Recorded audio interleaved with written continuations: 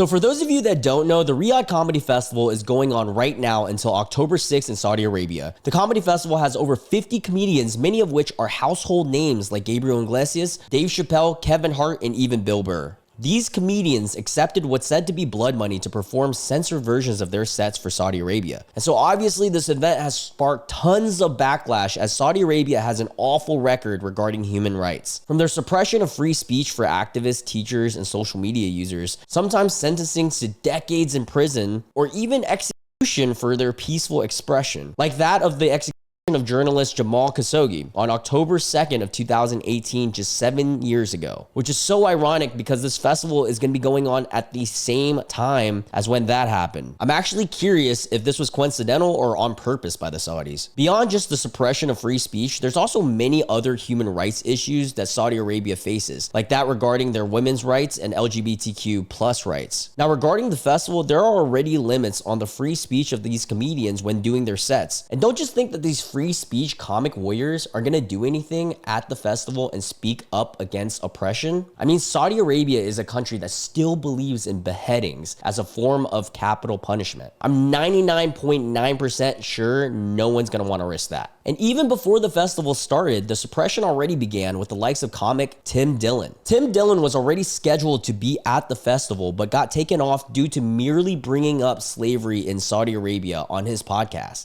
His own podcast. Get your tickets now. Riyadh, Saudi Arabia. And I know that people are very upset about. They're angry that comedians are going to Riyadh, Saudi Arabia. They're very angry. They don't believe in anything. Get over it. The House of Saud is paying us hundreds of thousands of dollars, some of us millions. We're taking the money. What's your problem? Well, they have slaves, then they kill Hey. Get over it. So what? They have slaves. I imagine the slaves in those countries are good at what they do. And granted, he did say some other things about Saudi Arabia on Joe Rogan's podcast as well. Are you really going to go there? Of course I am. Why would I not? Would they kill gay people and women? By the way, we've said I obviously don't agree with Saudi Arabian policies on women and things like that. Is it my business to tell Saudi Arabia how to live?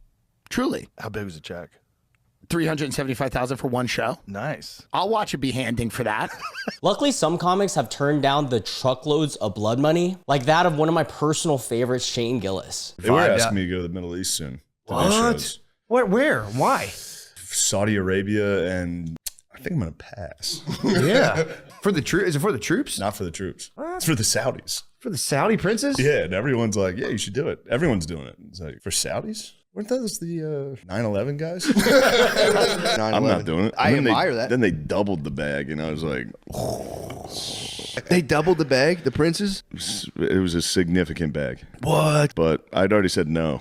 I took a principled stand. Yeah, against Saudi Arabia. It wasn't even that. I didn't even think about it. I thought we were allies with I didn't Saudi even really Arabia. think. Yeah, we are. And there's also other comics out there calling out these comics for selling out, like that of Mark Maron. We're offered complete ridiculous amounts of the bloodiest money on the planet. Yeah. And I don't think I'd go. I know I wouldn't, but it's like, does history not matter at all? I mean, literally, it's like the Riyadh Comedy Festival from the guys who brought you 9/11. Do you know what I mean? It's like, is that just nostalgia? Also, the comic Zach Woods, who plays Gabe in The Office, had kind of the perfect way of summing this whole situation up. Guys, it's that special time of year. It's the Riyadh Comedy Festival. All of your favorite comedians are performing at the pleasure of Turki Al-Sheikh. He has so many people thrown in prison because they tweeted stuff he didn't like about the soccer team or whatever, that there's a wing of a prison nicknamed after him where they hang people by their heels from the ceiling. Now, there's a lot of drips, killjoys, and dweebazoids who are saying, they shouldn't do comedy over there because it's whitewashing a regime that just in June killed a journalist and killed Jamal Khashoggi and played a big role in 9/11. Shut up. Name one comedian who hasn't whored themselves out to a dictator. Let's not get our, moral panties yanked up. Human Rights Watch has been begging the comedians not to participate in the whitewashing of the horrors that are ongoing in Saudi Arabia.